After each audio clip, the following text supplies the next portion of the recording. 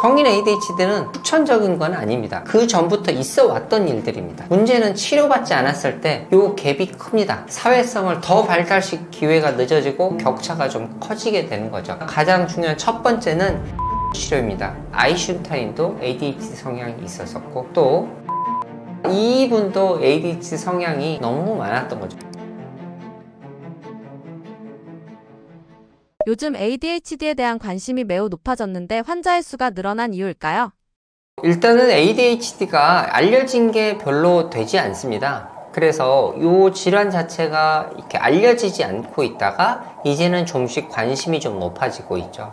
그런데 관심이 높아진 이유도 사회적인 분위기가 아닌가 싶습니다. 우리는 굉장히 생산적으로 해야 되고 초집중해야 되고 일에 성과를 내야 되는 것들이 굉장히 많이 요구되고 있는데, 그런 것들이 요즘 쉽지 않은 상황인 거죠. 왜냐면 자꾸 더 잘하기를 바라는, 내가 성과를 내야 된다는 이런 압박감에 좀 시달리는 것 같고요. 또 하나는 이 주의 집중력 자체가, 우리가 스마트폰 보시잖아요. 스마트폰에 굉장히 많이 노출되면서 이런 것들이 오히려 집중력을 앗아가는 경우들이 많아서 집중력 떨어졌다는 분들이 굉장히 많습니다. 예를 들면 영화 90분짜리 잘 못 보시기도 하고요. 그래서 이런 여러 가지 요인들이 어떤 ADHD에 관심을 많이 보이게 되는 어떤 사회적인 현상이라고도 할 수 있고요. 이 질환 자체가 알려지지 않았는데 이제 이 ADHD가 이런 거구나 많이 알려지게 되면서 관심이 많아졌다고 할 수 있겠습니다. ADHD에 대한 관심이 많은데요. ADHD 어떤 건가요?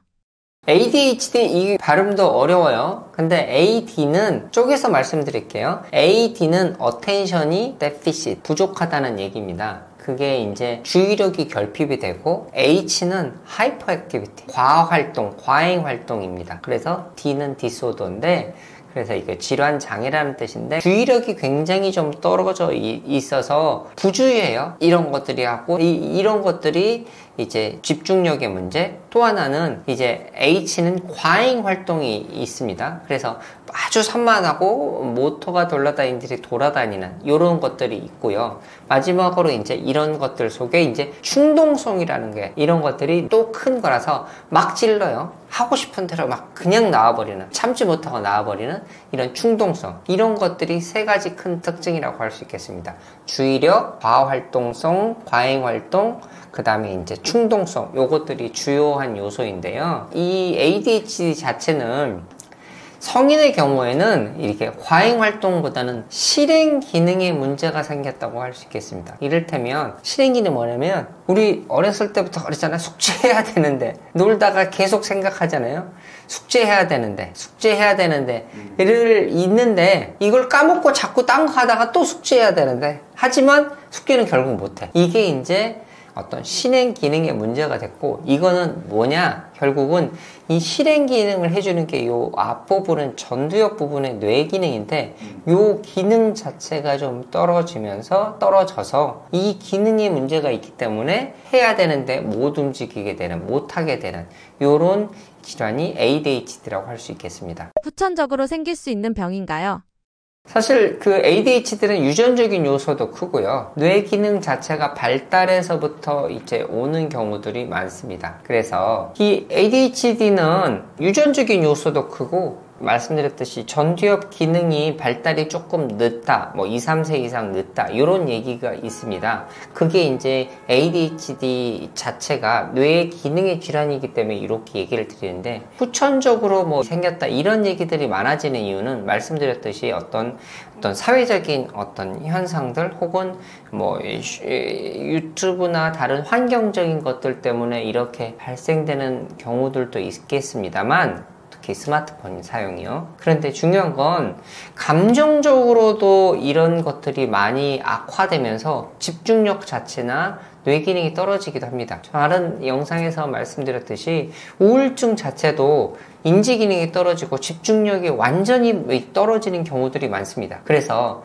후천적으로라고 하시지만, 그런 경우가 아예 없을 수는 없지만, 어떤 나의 감정적으로 혹은 정서적으로 이런 문제가 생겨서 집중력이 떨어진 게 아닌지는 판별해 보셔야 됩니다. 실제로 저희도 내원하셨을 때 어떤 정서적인 문제가 먼저 개선이 되고 집중력이 좋아질지를 보는 경우들이 많습니다. 그러니 꼭 이거는 가셔서 정서적인 문제인지를 확인을 해 보시는 게 필요하겠습니다. 성인 ADHD 알 수 있는 대표적인 증상은 무엇인가요?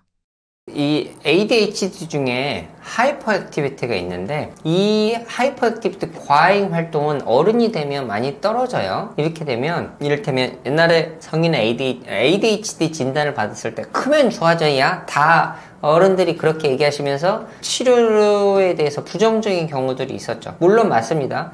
H 크면 좋아지는 것들이 과잉 활동들이 많이 없어지는 거는 맞는데 대신에 주의력 결핍이나 충동성은 오히려 문제가 더 되죠. 특히 주의력 결핍으로 인해서 생산성이나 이런 데 영향을 끼치는 것들은 계속됩니다. 충동성이 이어져서 어떤 알코올이나 혹은 어떤 이런 중독의 문제가 있을 수 있고 운전하다가 막 하는 보복운전 이런 경우 있을 수 있잖아요. 이런 경우들은 성인까지 이어지는 거죠. 그러니까 성인 ADHD 경우는 이게 12살 이전에 이미 이런 것들이 발생했었는데 모르고 있었던 경우들이 많이 있습니다. 자시 뒤져보면 그때 산만했거나 혹은 약간 멍 때리는 게 있었거나 그런 것들이 많아서 어떤 학교 생활이나 집에서나 여러 가지 일상생활 하는데 어느 정도 어려움이 있었던 게 있었고 그게 성인이 와서 과잉 활동은 없지만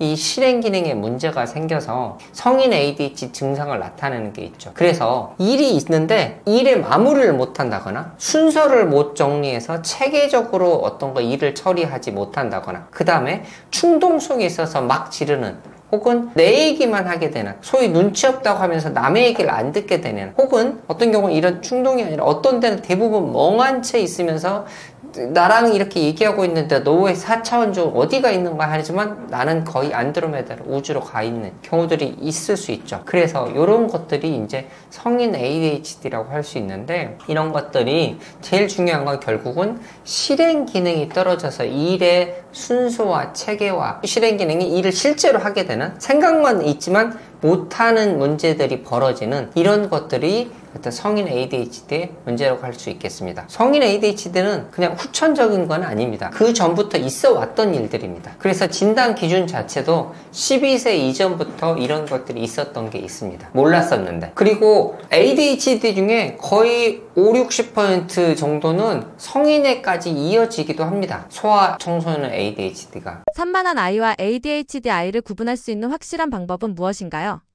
네, 애들은 산만한 게 맞죠? 그래야 애들이고 애들답죠? 애들이 무슨, 이 애어른처럼 이렇게 조용하고 차분하고, 이게 그럴 수도 있지만 대부분은 산만한 게 맞는데요. 중요한 거는 상황에 맞춰서 그럴 수 있다는 거죠. 밖에서는 까불고 놀고 이렇게 하지만 이게 조용해야 되는 학교 수업 시간에는 앉아 있을 수 있고 또 공공장소에서 하지 말라고 하면 이렇게 음식점에서 막 돌아다니지 않고 이렇게 할 수 있어야 되는 거죠. 그래서 이런 상황에 맞춰서 할 수 있는 거, 또 산만하지만 하기 싫은 거를 할 수 있는 것들이 주의력이죠. 근데 이 ADHD 아이들은 상황이 어떤 상황이든 간에 항상 어떤 어려움이 있죠. 그 다음에 하기 싫은 것들을 정말 못합니다. 그런데 어머님들 중에 이런 경우들이 있어요. 우리 아이는 집중력 너무 좋아요. 왜냐면 게임하면 6시간도 하거든요. 근데 그게 좋아하는 거를 하는 게 아니라 하기 싫은 거, 꼭 해야 되는 숙제 이런 것들을 상황에 맞춰서 할 수 있는 것들이 오히려 주의력이죠. 내가 관심 있는 꼭 여기에 빠져 있는 게 아니라 주의력이 이렇게 전환을 해서 시프팅이라는데 전환을 해서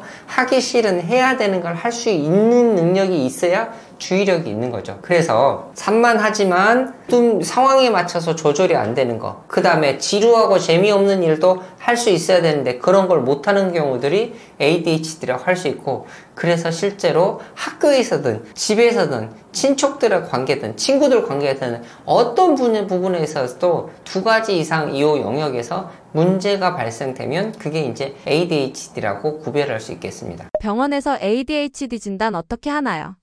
제일 중요한 건 진단 기준에 맞는지를 확인을 해야 되는데, 진단 자체가 임상가가 아이를 보고 혹은 당사자 성인분들을 보고 어떻게 지내왔는지를 보고 거기에서 행동을 보고 평가를 합니다. 이게 가장 중요한 1번입니다. 그래서 실제로 저희 병원에 오는 초등학교 1학년 아이들 보면, 1학년이 아니더라도 저학년 아이들 보면, 제가 남자 어른이니까 남자 어른이 이렇게 책상에 있으면 보통은 여기까지 잘 안 와요. 근데 그 ADHD 아이들 많은 경우에는 제 옆으로 와서 제가 뭐 하는지 보려고 해요. 혹은 제 뒤쪽에 여기 수도가 있거든요. 수도가 아니라 손 씻는 세면대가 있는데 세면대 와서 세면대 틀기도 해요. 보통은 안 그러는데 많이 마구 돌아다닙니다. 그러니까 그거 자체가 ADHD로 하기는 어렵지만 여러 가지를 종합해서 임상가가 평가하는 게 제일 중요하고요. 병력을 들어서. 그래서 또 아이들은 부모님의 어떤 평가도 확인을 하고요. 당연히. 그 다음에 또 하나는 이제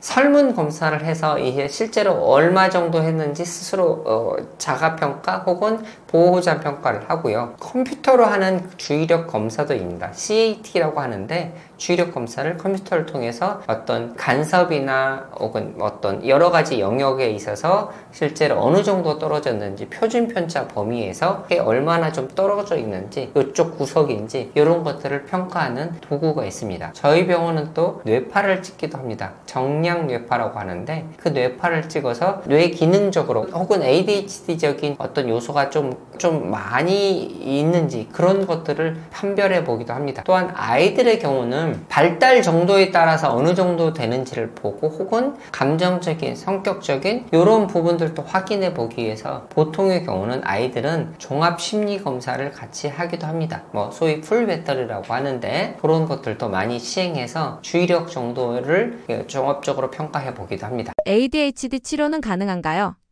치료는 가능합니다. 왜냐면 이 질환 자체가 뇌 기능의 발달 정도가 더딘 2, 3세 정도 늦춰졌다고 하다 보니 이런 것들이 시간이 지나면 개선이 되는데 문제는 치료받지 않았을 때 이 갭이 큽니다. 예를 들면 초등학교 6학년 때 내 아이는 2, 3학년 정도의 사회성이라면 애들이 얘랑 안 놀아주죠. 그러니까 오히려 그러면 사회성을 더 발달시킬 기회가 늦어지고 이 격차가 좀 커지게 되는 거죠. 그러니 이 격차를 줄여서 잘 행동할 수 있도록 하는 게 치료이고 그 정도에서 가장 중요한 첫 번째는 약물 치료입니다. 왜냐하면 얘는 전두엽 기능의 문제이기 때문에 이 뇌 기능의 네트워크, 약간 부족한 네트워크를 많이 활성화시켜서 좀 공고해서 발달을 도와주는 게 약물 치료로 1번이고요. 이거는 우리나라뿐만 아니라 ADHD가 많이 훨씬 더 이렇게 조기 치료가 되어왔던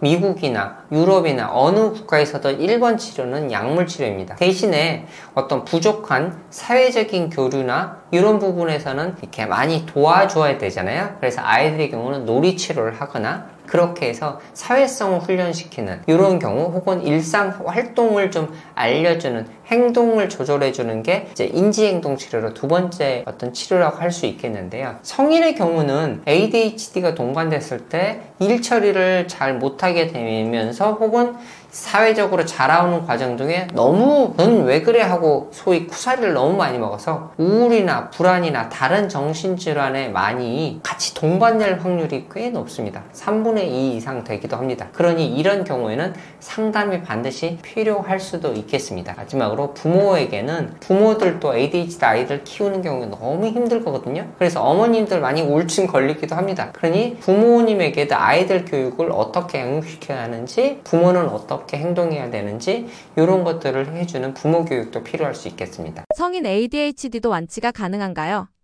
성인의 경우는 사실 아직까지 첫 번째 치료가 약물 치료가 있지만 약물을 어디까지 어느 정도까지 드셔야 되는지 소위 컨센서스 합의가 다 돼 있지는 않습니다. 가능하면 장기적으로 하는 이유는 이 뇌발달을 돕는 게 2, 3년 이상 걸리기 때문입니다. 그래서 네트워크를 좀 공고히 하는 게 약물 치료라고 하면 성인의 경우는 사회생활을 하셔야 되니까 그런 과정 중에 어떤 업무를 수행하는 데 있어서 얼만큼 효율적으로 할지 그런 것들을 이제 알려드리고 훈련을 하는 게 좀 필요합니다. 그래서 이제 인지행동 치료를 하는 건데 소위 말해서 이런 거죠. 일주일치, 열흘치 계획을 세우는 게 아니라 아주 쪼개서 요거를 예를 들면 어느 정도까지 할지 하루 단위로 할지 혹은 1시간 단위로 할 때 심지어는 15분 단위로 할지 이런 것들을 내가 어느 정도로 맞춰서 하는지를 스스로 연습을 해보셔야 되고 그런 것들을 도와주는 게 이제 워크북처럼 있기도 합니다. 그래서 이제 그런 경우는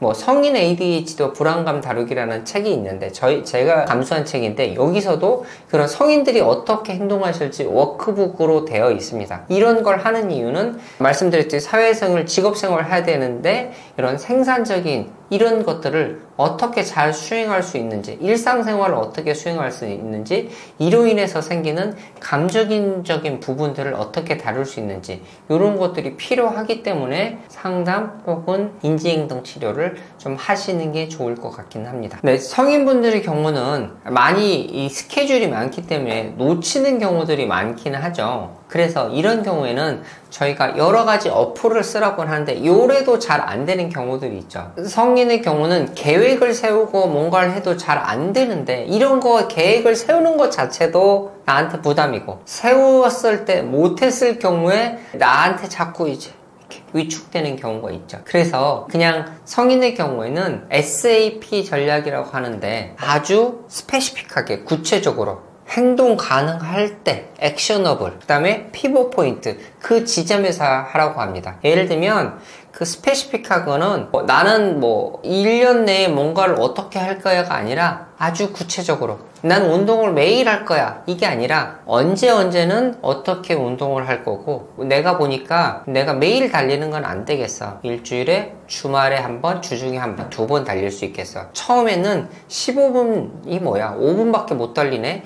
그래서 나는 5분씩 달리고 10분 쉬고 5분 달리고 10분 쉬고 이런 런데이 같은 어플을 써서 해볼 거야 라고 해서 아주 구체적으로 세운 거야. 이게 스페시픽이고 액션업으로는 실제로 가능한 게 하는 겁니다. 이를테면 운동화가 있어야 뛸 수 있죠. 마치 그런 것처럼 내가 실현 가능한 것들을 계획을 세우는 거죠. 내가 지금 러닝은 할 수 있지만 당장 승마를 하거나 당장 골프채가 없는데 골프를 치거나 그 골프를 하겠다면 골프채를 사셔야죠. 그렇게 가능할 수 있는 거 이렇게 액션업을 한 게 이제 러닝을 통해서 운동을 할 수 있게 구체적으로 할 수 있는 그런 실행 가능한 거, 내 지금 당장 할 수 있는, 주변에서 할 수 있는 그렇게 어떤 자세를 취해 주시고 피벗 포인트는 지금 내가 이루어지는 순간에 아침에는 아침 스케줄을 정리해야지 또 오늘 할 일이 뭔지 다시 한번 새겨보는 거, 그 지점에서 혹은 밖으로 나갈 때 핸드폰은 어디다 넣어놨는지 혹은 현관문 옆에 차키는 놔뒀는지 이렇게 이게 당장 할 수 있는 시점에서 하도록 이런 것들을 구체적으로 세분화할 수 있는 이런 전략을 세우시는 게 좋겠고 그런 것들을 연습해 보시는 게 좋겠습니다. 세부화 전략 말씀드렸는데 그냥 어떤 선생님이 이렇게 얘기하시더라고요. 김밥 한 줄 다 한꺼번에 못 먹으니까 김밥을 잘라서 먹는 게 필요하지 않느냐 이렇게 얘기하기도 하십니다. ADHD는 왜 예민한가요? ADHD 있는 중에 또 예민한 게 아주 높으신 분들이 있으세요. 어떤 분들은 옷 태그가 있는 거 못 입는 분도 있고요. 긴팔 못 입는 분도 있고 겨울에도 이제 반바지만 입고 다니는 분도 있고 맨날 슬리퍼 신고 다니는 분도 있어요. 그게 걸리적거리는 걸 참을 수가 없어서 그렇다고 하십니다. 이게 감각적으로 예민한 거고 정서적으로 욱해지는 충동이 되거나 뭐라고 하면 이렇게 지금 깔아앉거나 화를 내거나 이런 경우들도 있죠. 이런 것들이 왜 이렇게 되느냐, ADHD 자체가 이 전두엽 기능에 어려움이 있기 때문입니다. 전두엽 기능은 뭘 하느냐, 감각을 걸러주는, 불필요한 감각을 걸러주는 거죠. 이를테면 밖에 차 소리가 들리는데 제가 차 소리가 들리면 어떤 일을 하는데 계속 신경을 쓰게 일하는데 방해가 되잖아요. 그런데 불필요한 차 소리는 줄어들게 해주고 걸러주는 채가 여기 있습니다. 전두엽 기능이고, 그 다음에 저 안쪽 뇌, 감정에 과잉하게 되는 감정을 다루는 뇌가 있는데 그 영역을 조절해주는 네트워크에서 여기가 전두엽 부분이죠. 그런 감정이 확 올라오는 걸 잡아주는 게 이 전두엽이 있는데, 이 전두엽 기능이 떨어지면서 자극도 걸리지 못해서 자꾸 노래소리가 들린다거나, 그 청각에 예민하다거나, 촉각에 예민하는 자극이 예민하거나, 혹은 감정적으로 금방 충동적으로 되는 감정적으로도 좀 예민해지는 경우가 있을 수 있겠습니다. 그러니 결국 이런 걸러주는 필터 기능, 조절 기능이 떨어졌다고 할 수 있겠습니다. ADHD를 겪고 있는 분들을 위해서 위로의 한 말씀 부탁드려도 될까요? 저희가 쿠쿠닥스라는 채널을 운영한다고 말씀드렸는데요. 그 중에서 저희가 세 분 선생님이 계시는데, 우리 조성 원장님이 제가 아는 정신과 선생님 중에 제일 활발하게 활동하시는 분 중에 한 분이십니다. 저술도 많이 하고 환자도 많이 보시고 또 외부 활동도 많이 하시고 저랑 같이 정신과 의사 활동도 하시고 그러신 분인데, 엄청 똑똑하고 훌륭하신 분인데 성격도 좋고, 그런데 이분이 ADHD 진단을 받았다고 쿠쿠닥스에서 스스로 얘기하셨습니다. 제가 왜 이 말씀을 드리느냐, ADHD를 진단을 받으셨고 어려움이 있었지만 자기 일을 잘 하시는 분들이 꽤 많이 있거든요. 그러니까 ADHD가 정도에 따라서 다를 수 있고, 그거를 어떻게 잘 조절하느냐가 중요한 거죠. 실제로 위대한 위인들 경우에 있어서 여러분이 아는 제일 똑똑하신 아인슈타인도 ADHD 성향이 있었었고, 또 요즘 이 일론 머스크 이분도 ADHD 성향이 너무 많았던 거죠. 실제로 또 ADHD 치료를 받았지만 미국 대통령이 된 부시 대통령도 있습니다. 그러니 이 ADHD 자체가 어떤 무슨 낙인 찍힐 이런 건 아닙니다. 아까 예민한다고 말씀드렸지만, 예민한 게 어떤 부분에서 눈치가 빠른, 내가 좋아하는 영역에서는 아주 잘 살릴 수 있는 부분이기도 하거든요. 그러니까 이런 ADHD가 가지고 있는 창의적인 부분들, 열정적인, 또 이분들은 과몰입하는 특성도 있었습니다. 좋아하는 일을 생산적으로 잘만 이끌어내면 훌륭한, 남들이 못하는 걸 확 이렇게 이뤄낼 수도 있는 거죠. 그러니 ADHD는 그냥 요컨대 페라리 엔진, 슈퍼카 엔진을 가지고 있는데 이를 조절해주는 실행 능력, 이런 것들이 브레이크가 자전거 브레이크라는 이런 이 비유적인 표현을 하게 됩니다. 그러니 나한테 가지고 있는 창의성과 열정을 잘 키우기 위해서는 이 실행 능력을 키우셔야 되고, 이런 것들을 치료를 잘 받으시면 여러분도 훌륭하시고, 이미 훌륭하시고 더 훌륭하실 수 있습니다. 다만 연습은 필요하니 그런 부분에서 저희가 이렇게 말씀드리고 있습니다. 성인 이후에 ADHD 치료를 받는다니까 막연하게 느껴지는데 정말 가능할까요? 꽤 이 ADHD 증상으로 어려움을 겪으셨던 제 환자분들 중에서는 약물 치료나 혹은 치료를 처음 받으시고 나서 이렇게 말씀하셨어요. 내 머리에 처음으로 내비게이션이 생긴 것 같다. 일을 하는 데 있어서 내가 항상 어려움을 겪었는데 이제 뭐하고 순서가 잡혔다, 이런 얘기를 하시더라고요. 그리고 어떤 분은 처음으로 치료를 받았더니 남의 얘기가 들리기 시작했다 라고도 하세요. 나는 내 머릿속 내 생각밖에 안 했었는데 남의 얘기가 들리기 시작했다, 이렇게 하세요. 그러니까 이 치료 자체가 나를 좀 많이 깨울 수 있고, 주변 사람들과 소통을 하는 데 있어서 일도 관계도 개선시켜 줄 수 있으니 꼭 치료를 잘 받으시면 좋겠습니다. 자꾸 많은 분들이 이제 힘들어지면서 나를 자책하는 경우들이 좀 많아집니다. 어쩔 수 없이 사람이다 보니까 그렇게 되는데, 제가 제 환자분들하고 말씀 나눌 때 어떤 경우에서는 내 탓을 하는 경우가 있을 수도 있고 그게 당연하기도 하지만, 어떤 일이 이미 벌어졌고 내가 할 수 없는 부분에서 내게 아닌데도 자책을 하시는 경우들이 많습니다. 그때는 내 탓하지 마시라고 합니다. 왜냐면 도움이 진짜 요새 말로 1도 안 되니까요. 차라리 자책을 하는 시간에 지금 나를 좀 돌보십시오. 나를 돌보고 나를 케어를 하시는 게 중요하고, 나한테 자책하고 비난하고 하는 게, 만약에 어떤 상황이 벌어졌는데 자책을 하시게 된다, 그러면 제가 이렇게 말씀드리죠. 여러분의 딸이 있으시다면, 여러분의 아들이 있다면 자녀에게 이런 상황이 벌어졌을 때 자녀한테 자꾸 비난하실 건가요? 라고 여쭤보면 아니라고 하죠. 그럼 어떻게 하실 건가요? 그러면 격려해주고 돌봐줘야죠. 그게 답입니다. 여러분 자신이 힘들어지시면 자꾸 자책하지 마시고 나를 격려하고 나를 돌봐주시는데 힘을 좀 쓰시면 좋겠습니다. 여러분, 저희가 이런 얘기들 많이 올려놓은 게 저희 채널에 있습니다. 정신과에 관한 모든 것들, 혹은 질환에 관한 하는 것들 혹은 사람들의 관계 또 요즘에 이 주제들 이런 것들에 대해서 쿠쿠닥스라고 하는 채널 저희가 운영하고 있으니까 저희 링크 여기 댓글로 달아드릴 테니까 여기에서 많이 와 보셔도 좋겠습니다.